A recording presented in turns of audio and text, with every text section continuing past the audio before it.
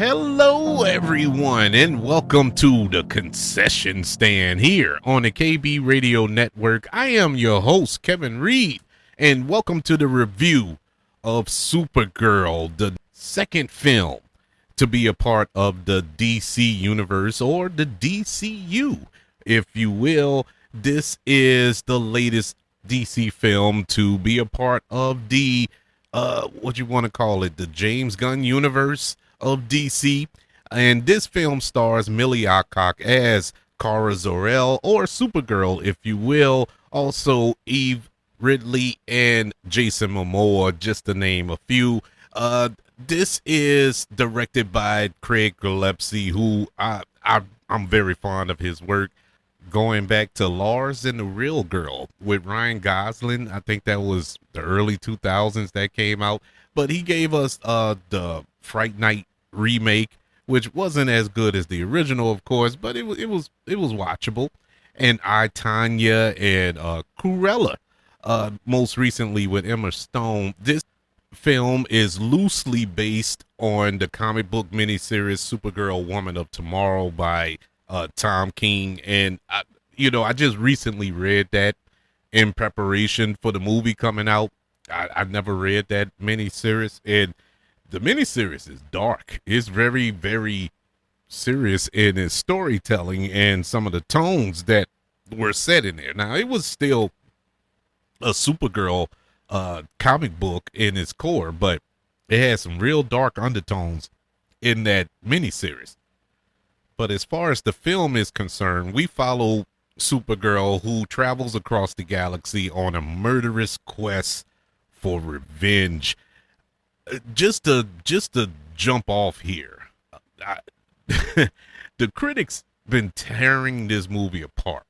They have just demolished this film, and it kind of took away from my viewing experience, to be quite honest with you. Well, let me rephrase. It didn't take away from my viewing experience, but my anticipation going to see it. I was like, man, everybody can't be wrong. It must be some truth to what everybody is saying about this film. And so went, bought my ticket, bought my popcorn, my icy, sat down, watched it. I don't know what they're talking about.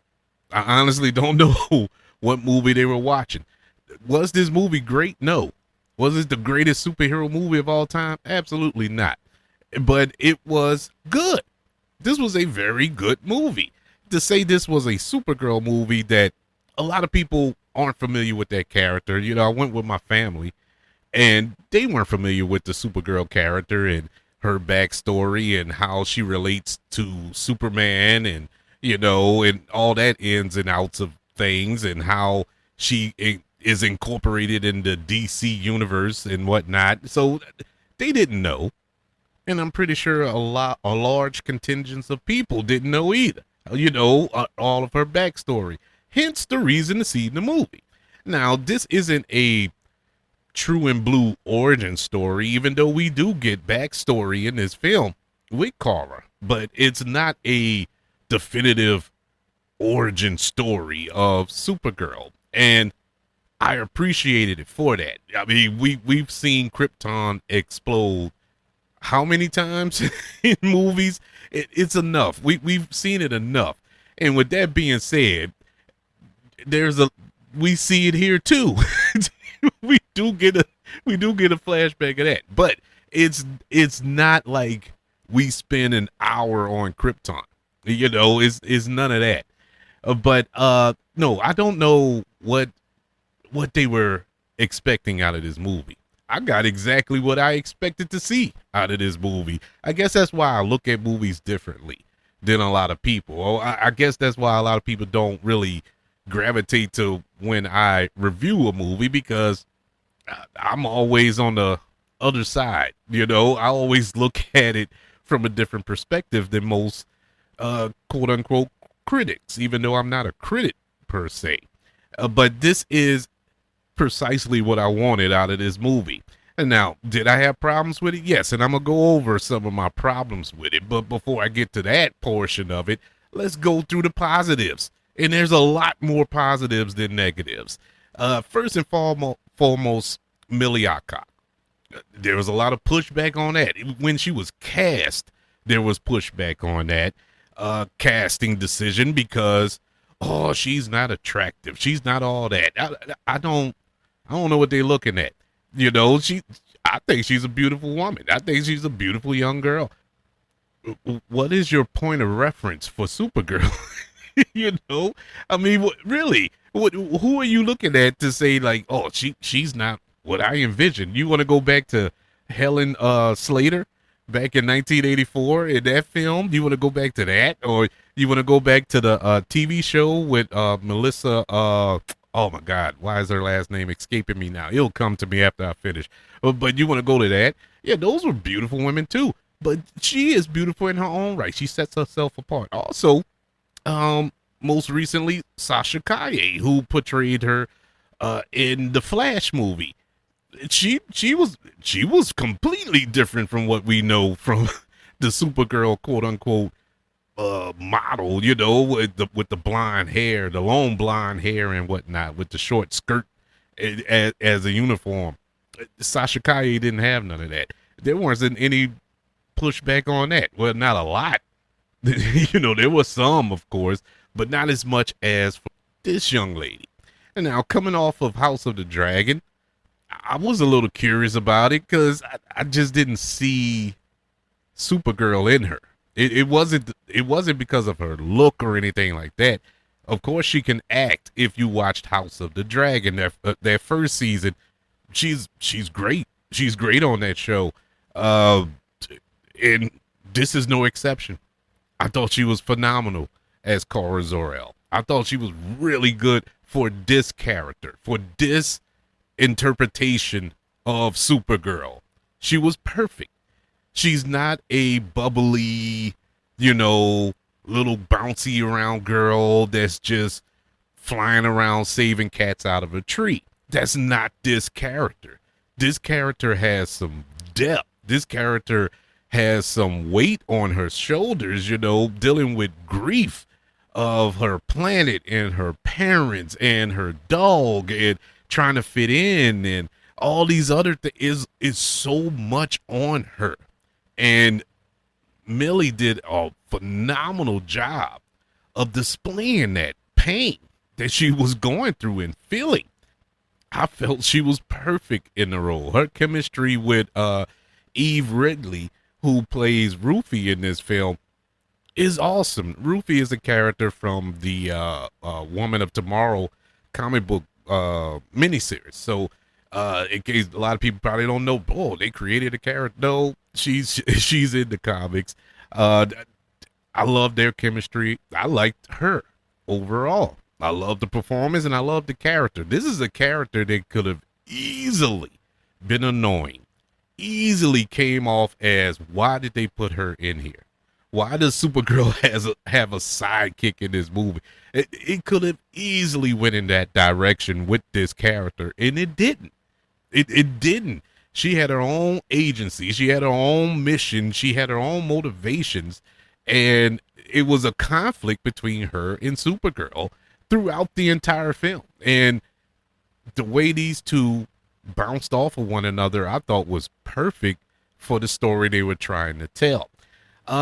Jason Momoa, the long-awaited debut of Jason Momoa as Lobo was great.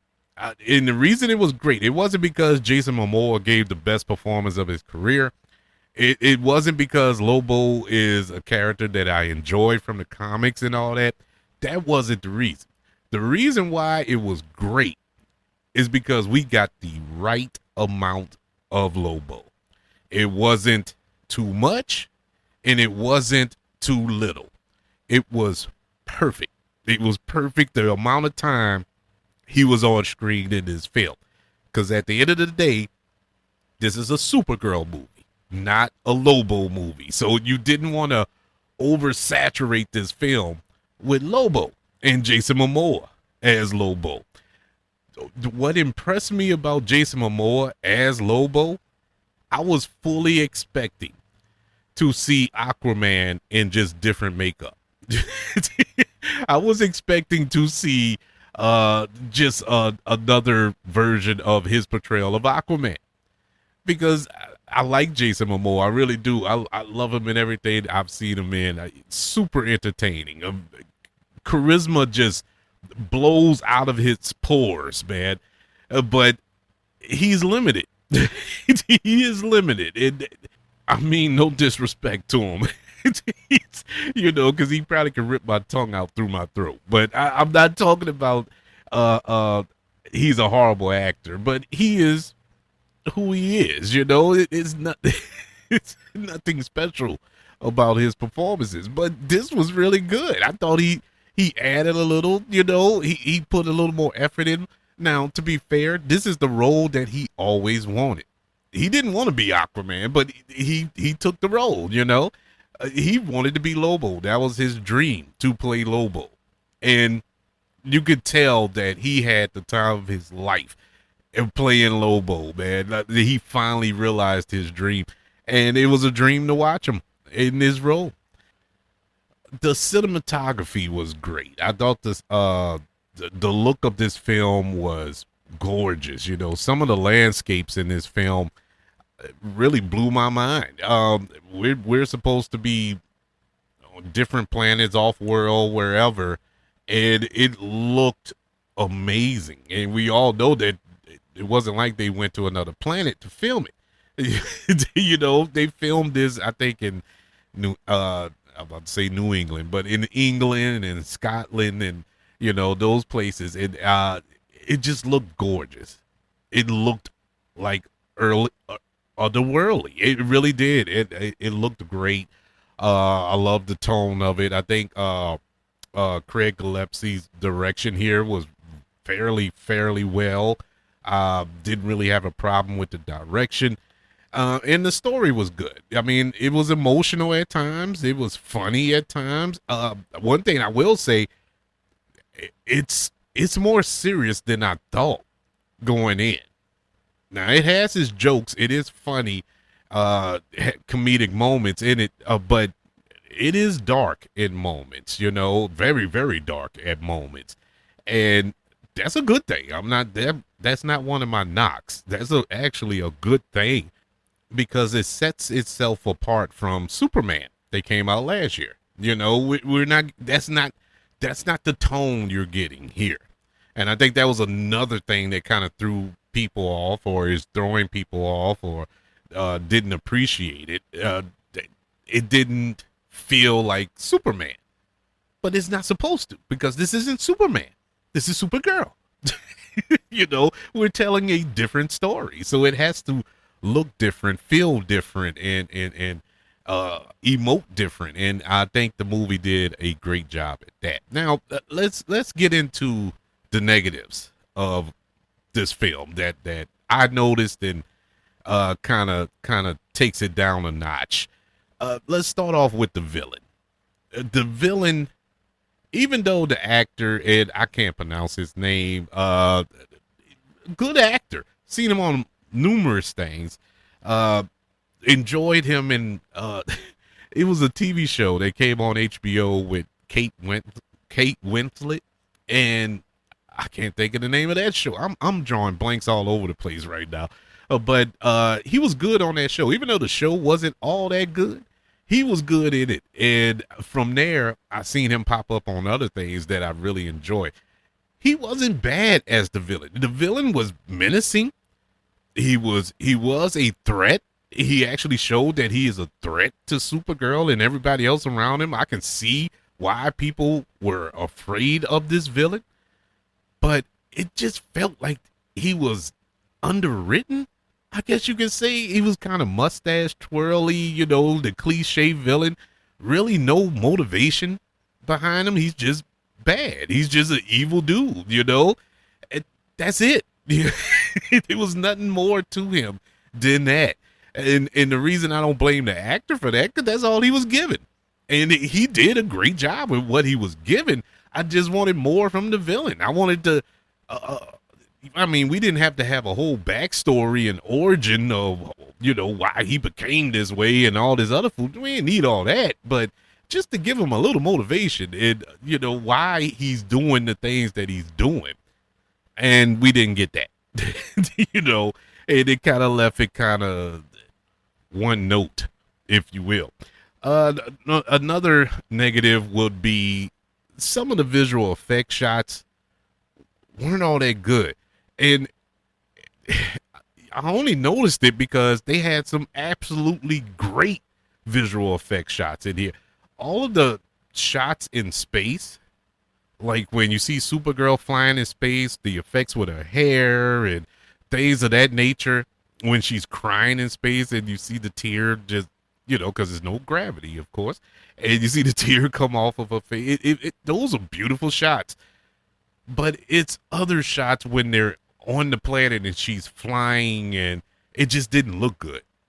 It didn't look, especially in IMAX. I saw it in IMAX, and you see everything for all its glory in IMAX, and it just did not look good in some of those shots, and kind of took me out of it. And it was in the climax of the film where you're supposed to be getting hyped up and excited and be fully engaged in it, and it just took me out of it. And I was so mad. So mad because it had built up to this, and those visual effect shots were like, oh my God. What are they doing?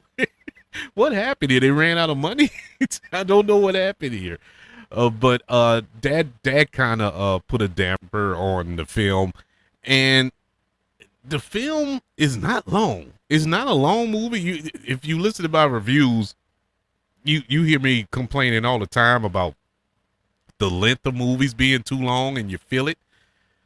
This movie wasn't long. This movie is barely over an hour and a half. It's about, I don't know what, about an hour and 45 minutes or something like that. But it felt like 2.5 hours. It felt long. That's not good. That's not good at all. I don't know. And if for the life of me, I can't put my finger on what the issue was. I don't know if it was. Now, there were moments early on in the film. I would say the first act, it took a minute to get out of gear, to really get the story moving. Because once the story started moving, it flew. It started to fly by. But it just took a while to get there, and to say that this wasn't an origin movie, there was no reason to take that much time in the beginning of this movie. Now, I will say there are a few scenes they could have cut out, like Superman, and I'm not spoiling nothing because it's all in the trailers. Yes, David Corenswet returns as Superman for, I guess, cameos, but he's in like 3 scenes. He was in 3 scenes, 2 of which were almost carbon copies of each other. You could have easily cut one of them out. It was no need to have him. It wasn't like he was there in person. It was like video calls, they were FaceTiming. You didn't need it. You didn't need all that. It just took too long to try to make sure, I guess, to drive home the point that this is part of the same universe, to kind of connect everything. But we get it. The dog was there. Crypto was there. We knew that it was connected. Millie Alcock, she showed up at the end of Superman. So we knew this was a connected film. So it was no need to force feed us Superman. It really wasn't. It was a waste of time. But I guess they had to fill the time out, because otherwise this movie probably would have been 90 minutes long. And that's weird within itself. They could have, if you really sat down and read Supergirl Woman of Tomorrow, that's a long, it's a series. It's a mini series. It's like 5 or 6 issues. I can't remember how many, but there's a lot of meat on that bone in the comic book that you could have pulled from to kind of fill in the time and kept the audience engaged. But I digress. I'm not advocating for a long 2.5 hour Supergirl movie. I'm just saying, if it was story that you was trying to fill in the blanks with, there was plenty of places you could have pulled the story from. But that's about it. It's really, the movie was what it was. I don't have any other negatives to really point out about the film. I enjoyed the movie. I thought it was fun. I thought it was well acted. I thought the fight sequences was great. All the action sequences were awesome. I forgot to include that in my positives as well. The action sequences was off the chain. It was 10 times better than Superman in that regard. I loved the action sequences, and it was brutal, very brutal. These fight sequences, these battles that Kara had to go throughout the film. Hey man, like I said, I'm always marching to the beat of my own drum. I guess I'm gonna march to the beat again on this one. Supergirl gets a letter grade of a B minus. Yeah, I don't know what people tripping on. I don't know what movie you you was expecting to see. I mean, it's a comic book movie at the end of the day. I mean, it's not the end of the world. And out of Supergirl movies, it's the best one I've seen. And so, and I know that's a low bar to clear because you only had one other Supergirl movie to go off of, and that was the 1984 one starring Helen Slater, and that movie was horrible. So as long as you was better than that, in my book, it's a win. So congratulations to everybody over there at DC Studios. But that's one man's humble opinion. I would love to know your thoughts about Supergirl, and what did you think of Millie Alcock's portrayal of Kara Zor-El in this film?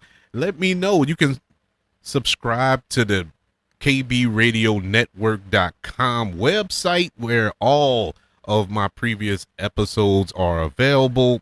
You can also search for me on social media. Just search for the KB Radio Network.